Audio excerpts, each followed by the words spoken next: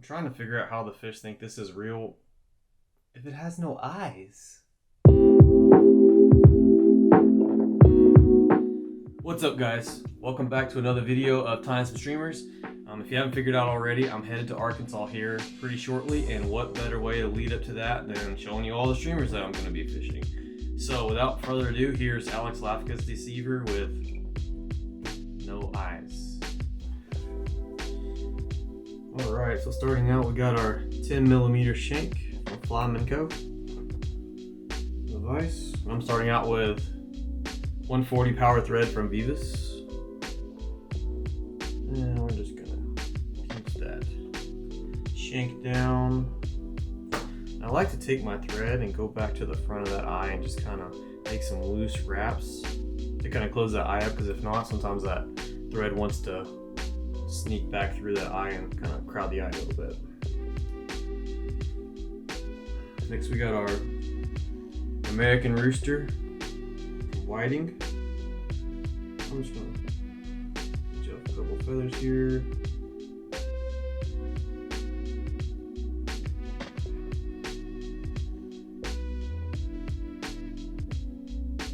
Maybe a pinch off a couple feathers.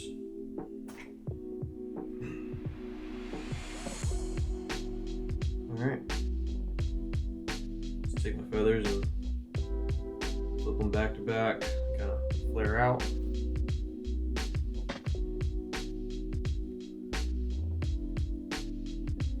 On this one, I'm not going with the really big feathers. I'm going with like the more medium size. Feathers in.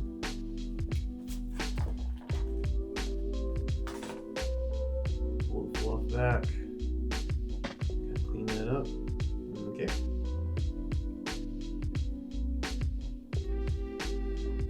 And next, we're gonna go with a white from that same style Rooster. And what I'm going to do is I'm going to reach in here in the back, and some of these big feathers that are kind of jacked up that I don't really use that much, I'm going to use one of these. You can use swapping if you want to. I kind of just have this readily available, so kind of go to the tip, bring those feathers back, tie that in.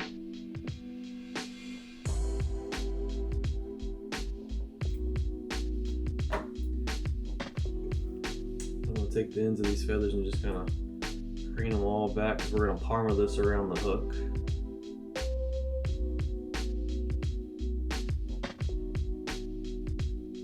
The last couple of videos I've done olive and white, so I figured instead of doing another olive and white, we can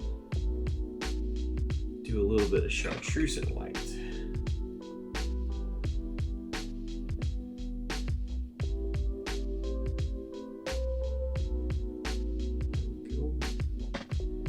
Work your way all the way up, almost to the hook eye, or right at the hook eye.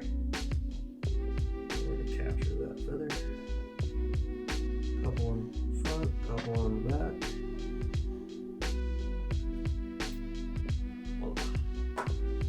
Alright, then after I get done with that, I kind of like to preen everything back and just put a couple thread wraps on top of that feather. That way it'll secure it and not fall apart.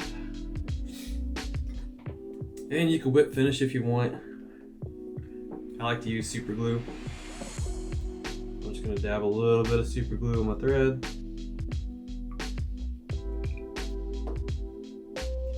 Just go around that hook and that shank. And throw a little half fish right on top of all that glue. There we go. Alright. Next, we're going to go with a 20mm shank. Flymen Fishing Co. I just like to put that in that other shank before I take it out of the vise. It makes it a little easier. And then what I'll do is I'll just take a pair of forceps, and I'll pinch on that eye and just shake it back and forth. Break that eye off.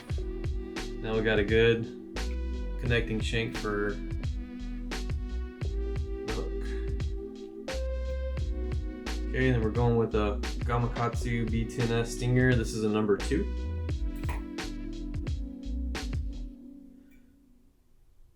We'll just make our thread base. That's good.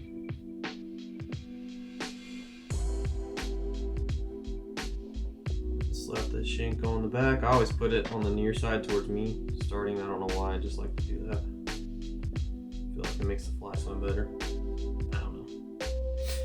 Then we're gonna tighten that guy down. And be careful on the front of that shank where you broke it off at, that you don't break your thread. I just kind of put a few loose wraps there until it's covered up. There we go. Now we're going with medium Palmer Chenille. I was out of pearl, so we're going to use this pearl gray again. I don't think it matters. Still looks good. Put it on the back. Forward. I'll do a little half etching. Okay. I'm just going to palm this around that hook.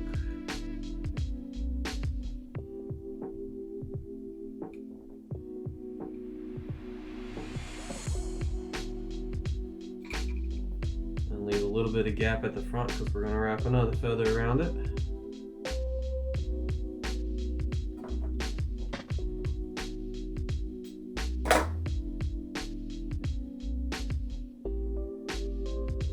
Alrighty. And I'm going to do the same thing on this rooster saddle that I have. I'm going to go to the very back and get just a big fat junky feather that I probably won't ever use for anything else.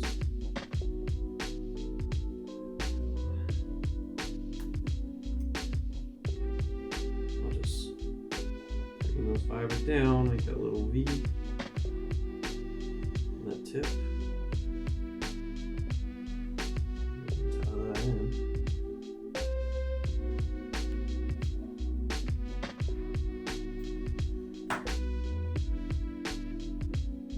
Good. And then we'll just do the same thing as we did with the white one on the back. We're just going to palmer it around. Just kind of preening those fibers back as I go around the hook shank.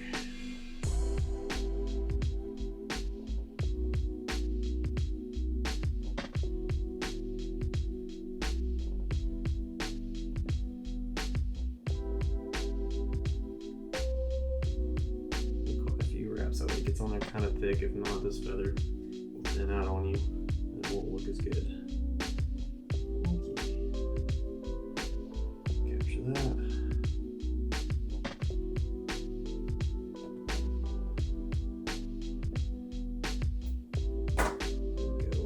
Same thing, put a couple wraps around the where you palmered that feather around, that way that feather doesn't come apart on you.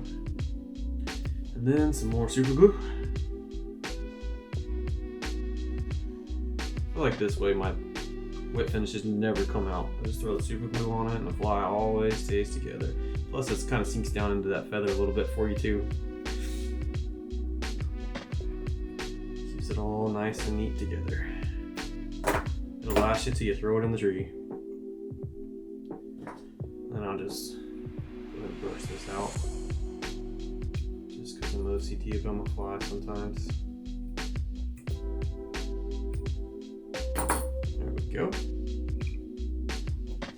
Alright, next I got another piece of this 50-pound mono I got from Walmart. And we're going to take this front hook, which is the Gamakatsu BTNS Stinger in a number 1, and cut this hook again with that 140 power thread from Veevus. That's good.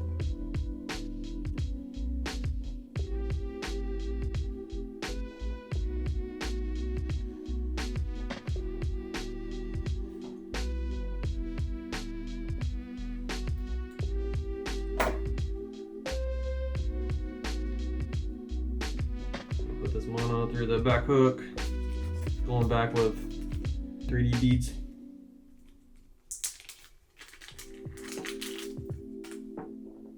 We'll just put a white one on there, just to keep the kind of color matching. that in on the near side of that hook towards me. Kind of bring that loop in a little bit. Oh, too tight. Come on, man. There we go.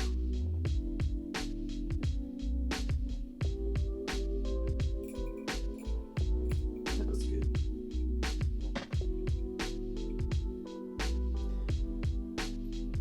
I just work my way up to the front and then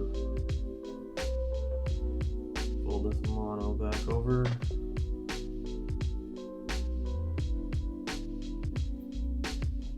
Sneak it all down. Don't gotta be pretty, just get it on there. And then I will put glue on this step, so that way whenever I hook into this giant I'm gonna catch on this fly, it's not gonna separate and I lose the fish.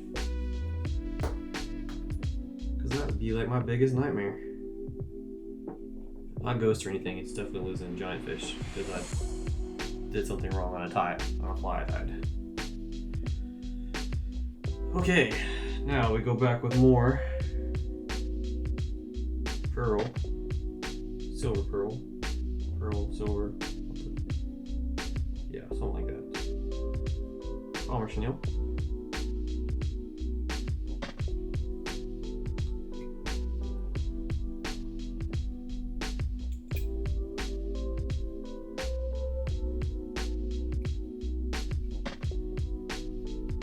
Just palm that around the hook.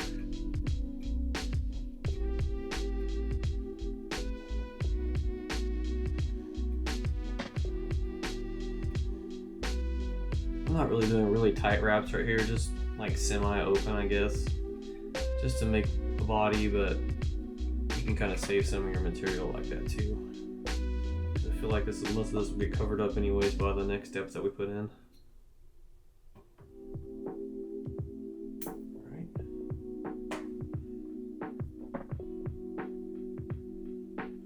There we go. Next we're going with some white bucktail. I'm just gonna grab a pretty healthy chunk of this. Just kind of make that body.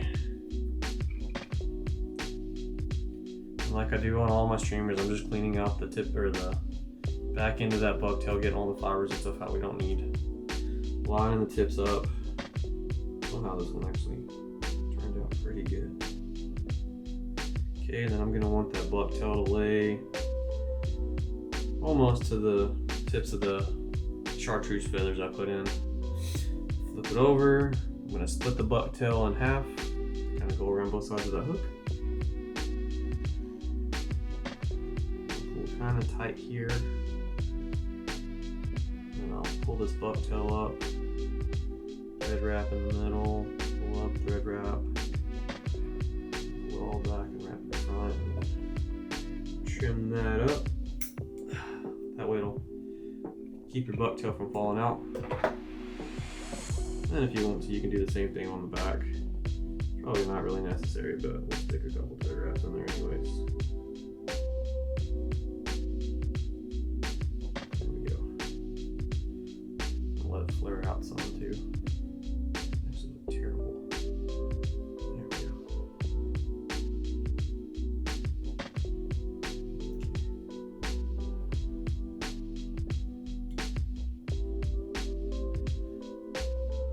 Then I'm gonna go with some chartreuse bucktail. Same thing on top, nice healthy chunk. Clean those fibers out real good. I'm trying to do this over my trash can so I don't make a mess, so sorry you don't see this, but I think you kind of get the idea. Just kind of pull the back of it out, like that. All right. Then we'll take this and lay it in on the top about the same length. A few snug wraps. Try not to break your thread. Most of the time when I'm working with bucktail, I really like to use GSP, but the problem is on the front of this fly, we're going to kind of build this little ramp, and it doesn't work that good with GSP because it wants to slip around. you what I mean in just a second. Alright, got that bucktail trimmed up.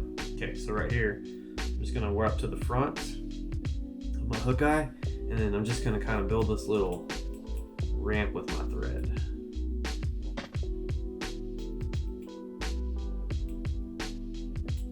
Not to be pretty, just kind of make a little ramp.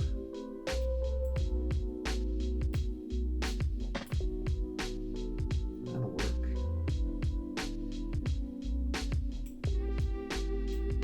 Alright. Now what I am gonna do is I'm gonna throw a whip finish in here real quick.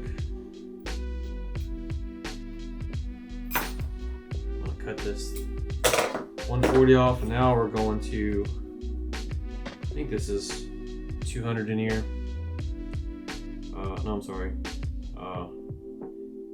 Yeah, 200 denier GSP. Veevus, same stuff. And I'm gonna tie this GSP in.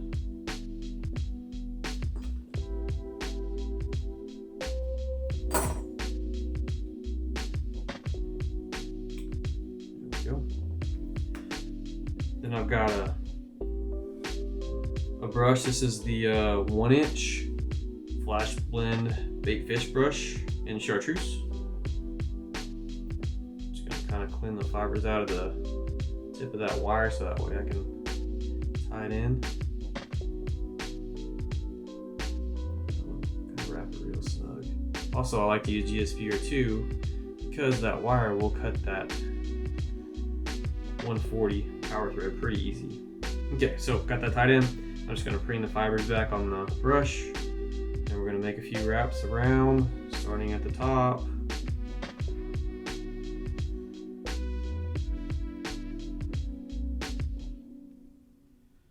And you really only need about 3 or 4 wraps. That is plenty, because this stuff gets thick really fast.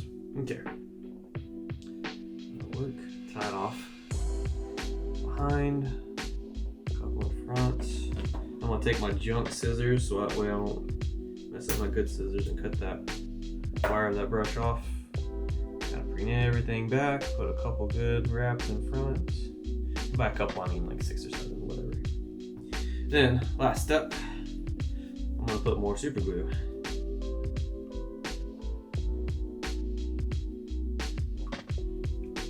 Don't want this guy falling apart. It's got to catch multiple fish or multiple trees, whichever one. Okay.